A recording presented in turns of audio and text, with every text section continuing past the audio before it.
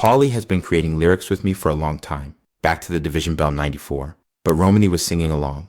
Then the current songs coming in, but slowly. They all left. David Gilmour doesn't have to yell. He plays just one note in the world, becomes quiet. He doesn't go after doesn't like the spotlight or scandal, doesn't depend on speed or showmanship. In a time when rock music was all about mayhem, Gilmour chose a different course because of his ego. Quiet, exact, and eerily. Emotive every bend of his string. Breathes, hurts, and seems to say a fact that is too real to be named. He carved his name onto the stone while listening to Comfortably Numb. Put his name in the history of music. With just one. He made millions of people stop. No, due of technical skill, but because he touched an area that no one else did. Got to the heart. But who is this guy? How did a guy who was alone from Ain, intellectual family, became the heart of Pink Floyd? What made him want to reside in? Stay away from the spotlight and talk. Only through his songs. Join Rock Discovery now and subscribe. Us in finding out about David's journey. Gilmour. Not to show that he was great, but to teach us that being subtle, persistent, and kindness can still become famous. Life as a child.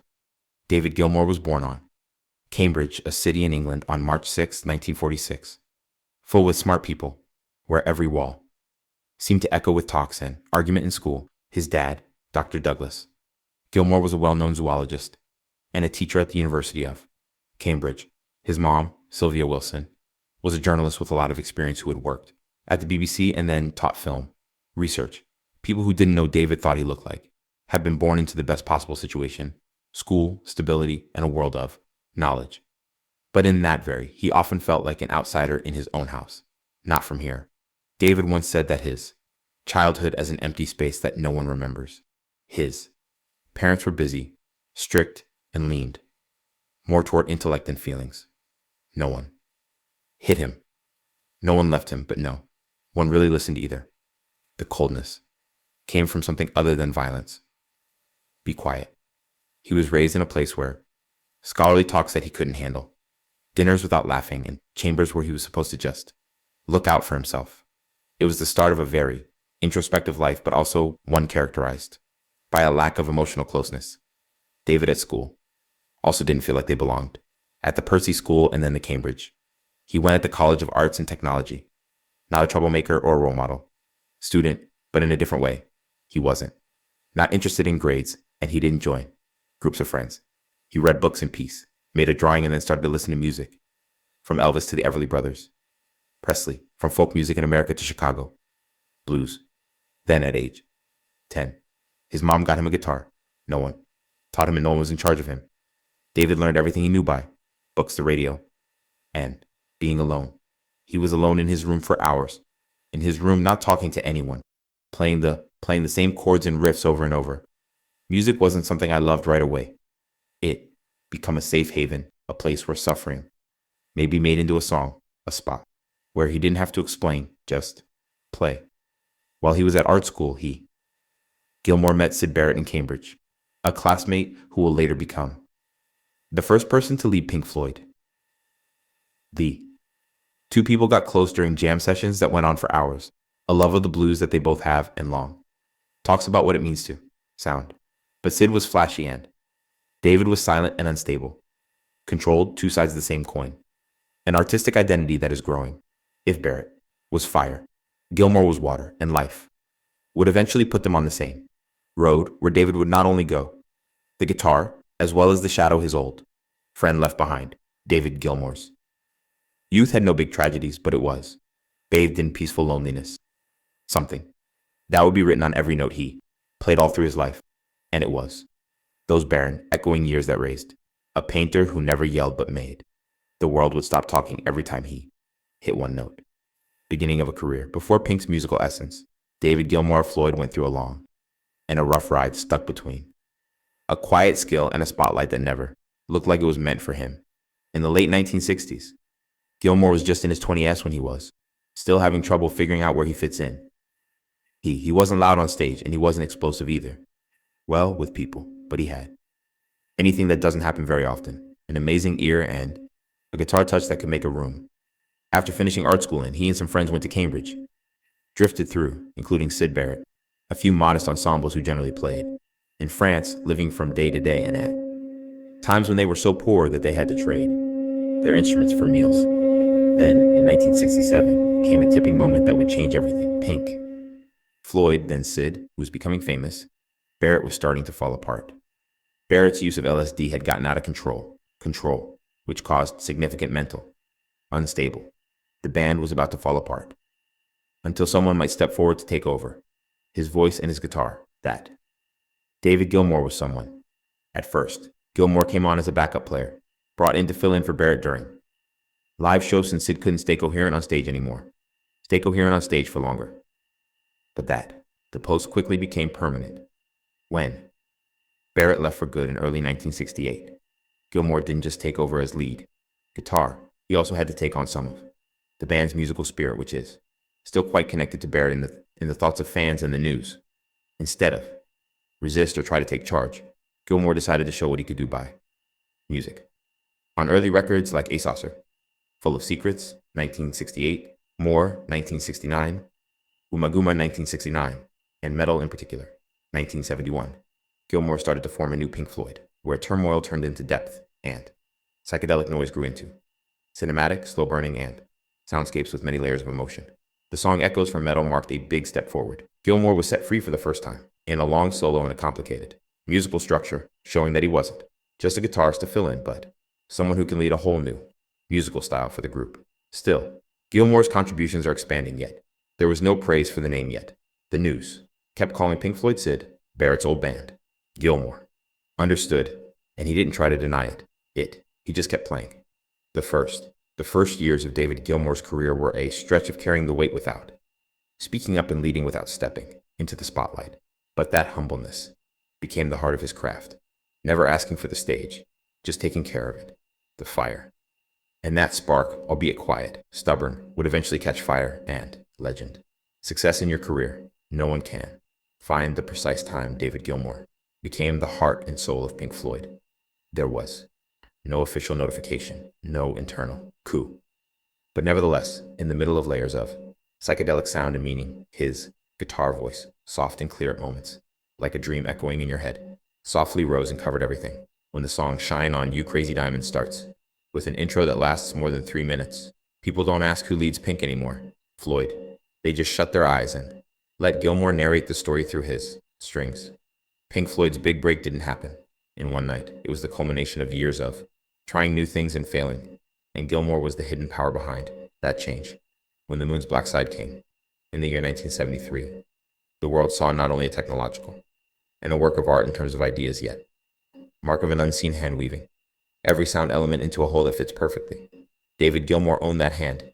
He didn't write the words, and he didn't start the main ideas, but he was the one who gave Roger Waters ideas that are not concrete, the soul, depth, and timeless echo.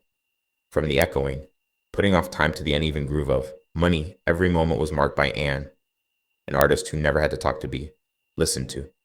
After the Moon's dark side, Pink Floyd kept going.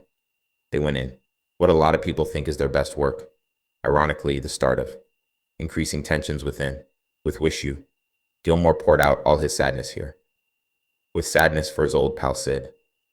Barrett into the painful chords of Shine On You Crazy Diamond. No need for poetry. His black Stratocaster sang the words of a lost childhood, a broken psyche, and a memory that would never go away. He also changed the simple song, Wish You Were Here, turned into a song that everyone can sing, for missing someone and wanting them. Plain, simple, but strong enough to make millions are crying. But in those wonderful years, Gilmour slowly went into the gray area of a quiet. Roger Waters and I had a creative fight. While Waters wants to turn music more and more into political statements and societal, Gilmour held on to instinct despite criticism, emotion, and subtlety. The record Animals is a clear sign of this separation. Dark, tense, and full of lyrics, but bright whenever Gilmour's bits came in. He didn't only play the guitar on Dogs. Guitar, he carved each note into the track like an unspoken wound, pulling the listener in while leaving them out of breath. Then there was the wall, a huge fortress of thoughts, feelings, and disagreement. Even though this was mostly Rogers, David was the one who came up with Waters' inventive project. Gilmour who gave the album its best. The famous moment, Comfortably Numb, his. The solo on that track is often ranked One of the best guitar solos ever, Time. Not because it's hard to understand, but for making people feel so strange, so unpleasant and so suspended that others who listen can't tell the difference between sound and feelings.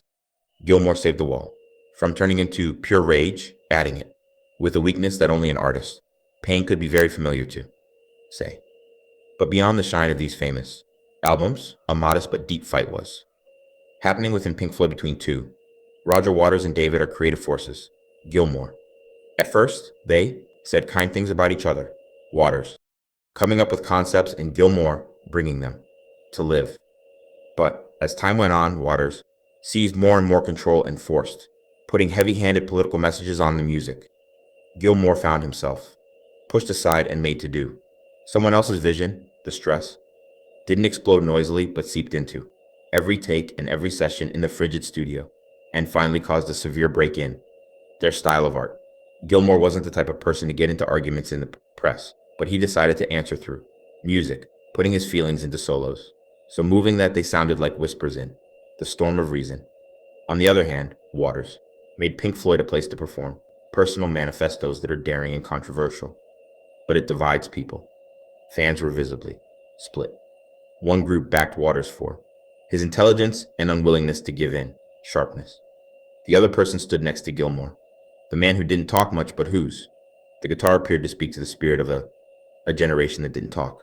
That fight without words got to the top after the wall and blew up when Waters departed the band in 1985 and said, Pink Floyd is dead and Gilmour is being sued for going on with the same name. When Waters left Pink Floyd in 1985, had to answer a very important question, keep going or stop. And Gilmour, the man who had never claimed to be in charge, but then had to maneuver the boat. He never got mad against his old bandmate or fought back in the news. Instead, he went in silently the studio and started to revise the band's fate is up to him. A brief loss of rationality, and then the division bell didn't only keep the Pink Floyd name alive, keep the Floyd name alive. They showed that Gilmour may be in charge of a version of the band that didn't have to yell to get attention. The song High Hopes made me feel like goodbye to a rough time. A gentle voice drifting above bells and meadows looking back without bitterness. David Gilmour didn't get rich quickly, in a flash. It was based on loyalty and patience, to creative impulse and faith. That music doesn't have to be loud to be great. He never stopped on his journey, chased the spotlight. He let the sound should find him. And maybe that's why it lingered longer, calm, deep, and, not to be forgotten, career on your own. David Gilmour never asked for credit, and he never got it. Needed to get away from Pink Floyd to show his worth. But there are times in an artist's life when they need a place of their own, a place to write, play, and sing in time, have their own heartbeats. Not for the band, not for the crowd, only for themselves. That's why Gilmour started his, calmly, honestly, and alone, very deeply inside oneself, his first solo. David Gilmour's first album came out in 1978, when Pink Floyd was still around, at its best. It wasn't really ambitious, nor does it want to sell fireworks. It felt more like a personal notebook full of bluesy chords and raw melodies and a voice that is learning to tell stories that don't hide behind complicated ideas. The CD didn't make a major splash, but it gave us a much needed break. It didn't make a big splash, but it was a nice break. In the epic cycles of Pink Floyd, a calm breath between creative storms. It wasn't until about Face 1984 that Gilmour really used his own voice to response to the environment around him. As his relationship with Roger Waters got worse, as Pink Floyd was about to fall apart, this album was a subtle statement. He was no longer merely the guitarist in the background, with sharp, plenty of energy and, at times, funny. Gilmour broke out of his typical songs, to be quiet, to be a stronger person, not to face, but to say, I have something to say, too. It didn't make a lot of money about.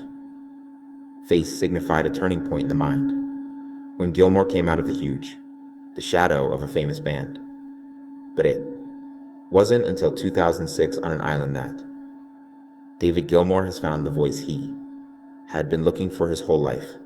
After years of touring, fighting, and losing, he went back to the studio in a whole different way of thinking. Quiet, thoughtful, and empty. To show. The album has a movie-like feel. Textures, poetic tones, and a feeling of closeness. With words written by his wife, the novelist Polly Sampson. The songs have a new level of vocabulary and feelings. Gilmour was not anymore making someone else's ideas take shape. He was now singing his own truths as a father, a husband, a man thinking about life in its the end of the day, sitting on an island that was reached, #1 in the UK, which shows that sometimes silence is the most powerful sound of all.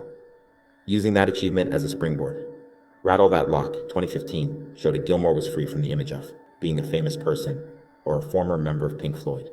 He freely tried out several styles, from jazz to ambient, from classic rock to soft, textures made by electronics.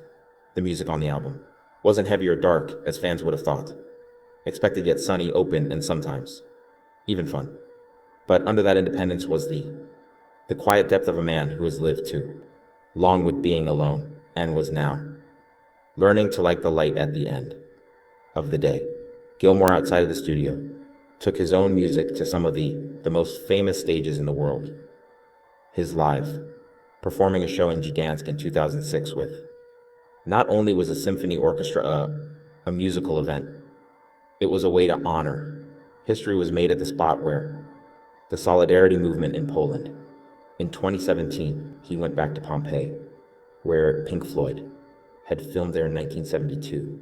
But this time it was just him, the live show at Pompeii was a full circle moment, where the glory started now became the site where he said goodbye to the past with his own songs. David Gilmour solo. Work was never about getting away from the shadow of Pink Floyd. It was a trip inside, steady and not in a hurry, in a world of music that gets louder and more unstable by the day. He is still one of the few artists to keep his identity. No, following trends, never forcing messages, merely playing guitar to tell stories, and the silence that never scared him. And maybe that's why his solo songs doesn't require a lot of people to see it simply. Those who are willing to stop and really listen. Life outside of work. David Gilmour is an uncommon person, a well-known person in the world of rock. No public breakdowns, only scandals, calm strength and unwavering allegiance, said in the slightest of moves. Just like how he plays the guitar, not rapid, not showy, but every note wants to be heard. His personal life mirrors this, never loud, but full of, with layers of a spirit that is continuously looking for calm in a world full of chaos. Gilmour for the first time in 1975 too. The American artist Ginger Gilmour, artist who makes sculptures. They met at the height of, when he was famous with Pink Floyd, stretched thin between success and rising tensions inside the band. Ginger wrote about, David was a peaceful, gentle, and thoughtful person, man who often used music to get away from his feelings. But that's exactly why. He was a caring father and a good thinker. Husband, always there for his kids, even while they are busy touring. Plans. The pair had 4 kids, together for almost 20 years. Gilmour's family provided a safe haven for him from the never-ending fights over new ideas in the studio. But changes in mood and their way of life slowly pulled them apart. In the early 1990s, their marriage collapsed. Without fighting in public or pointing fingers, they said goodbye politely and stayed in contact to raise their kids together. Gilmour has never talked about it in public, the divorce, like he never does with any sadness in his life. No denying, no. Exposed, just silence and music. He married writer Polly Sampson in 1994. Writer, journalist, and talented songwriter. Meeting. Polly changed Gilmour's life drastically. The process of becoming creative. Not only did she become his partner in life and a good friend, partner, working together on many of the songs that are very thoughtful and kind on. His albums by himself, On an Island and Rattle. That lock. If Gilmour lived most of the time in music, to be honest, Polly was the only one. Able to get into that space with both affection and intelligence. They presently live in a quiet home in the English countryside, raising kids from both marriages, including adoptive and stepchildren. Kids. Even if they don't talk about it much. Gilmour's family life is a safe place away from the press. Of stability, a place where he can calm down, fly old planes, read, and walk. Slow down, fly old planes, read, and walk. Beside the river and spend hours into playing music in the studio. Not for a job, but just for himself. Their love is not showy or glamorous, but really honest when it counts. In 2023, when Roger Waters, who was in Pink Floyd, co-founder, made political statements that were not well received. With comments against society, Polly Sampson made public. Called him a name on Twitter, and that he was anti-Semitic, a supporter of Putin, and a liar. Full of hate and hypocrite. The media went crazy. Fans fought, but David Gilmour didn't remain quiet. He wrote, I in one clear sentence. I agree with all my wife has said. He didn't fight back. He didn't go into detail. The universe only needed one line to get it. Gilmour is more than just loyal, in affection yet steadfast in principle, both in music and in ethics. In a society where artists switch partners, as frequently as record labels, David Gilmour is a good example of someone who decides to live deeply instead of widely. He doesn't say anything about happiness. He lets it go. Let his songs breathe. He doesn't show off his family. He guards them like. He keeps his music safe by being quiet, patience, and by keeping what matters most where it belongs, majority of the time at the right place. And maybe David Gilmour's love is like his guitar. Isn't very bright on the outside, but it stays with depth. A depth that is attainable in genuine silence. Enough to pay attention, influence, and legacy. David Gilmour never wanted to be a legend. He didn't take a chance. Statements, didn't try to explain. Music, and never told the new generation about art. But in a peaceful and he made a mark that will last forever, not simply on records, but also on how a whole generation learned how a nice melody sounds, what it means for a guitar to have a soul. Gilmour was never the kind of guitarist who amazed with speed or skill. Drama. He didn't play to show off, never raced against time, and never tried to push himself for the sake of it. What he always wanted was feeling. Every time I play a solo, comfortably numb to Shine On You Mad, Diamond felt like a story that was told without words. Not many performers can make people cry with just one long note, tears with a single long note. Gilmour can do it. No explanations, no fanfare, just playing. And the world stops talking. That's why so many people think he is thought of as one of the best, not just by guitarists of all time, magazines like Rolling Stone and Guitar World, but for guitarists like you, themselves, Mark Knopfler, John, and other artists. Fusante, Ed O'Brien, Radiohead, and Steven Wilson and others have called him a guide, a model for adding depth to music that doesn't have to be loud. Gilmour lived at a time when people were obsessed with speedy results. Teaches us how to take our time and get more deeply. But his impact goes far, more than just guitar technique. As a co-architect of Pink Floyd's trademark sound, Gilmour helped establish an entire sound. Musical world, movie, and abstract, but yet quite emotive and close. No one else could make rock. Music can be as eerie and meditative as he did. The dark side of the moon, Wish You Were Here, and the moon, Wish You Were Here, and the Division Bell wasn't just a business. Milestones. They became timeless, listened to spiritual experiences, thought about and passed down for generations. Gilmour has also created a legacy through quiet but strong gestures. He shocked the music world in 2019 by putting more than 120 of his up for auction. Guitars, such as the famous Black Strat, for a total of more than $21 million. He gave the whole amount to charities that help the environment, shelter, and safety. When asked about the decision, he just stated, You don't have to cling on to things to prove anything. If those guitars can accomplish more, let them go if they're good somewhere else. A simple statement, but one that fits, captures his essence. Not about music, having. It's about giving.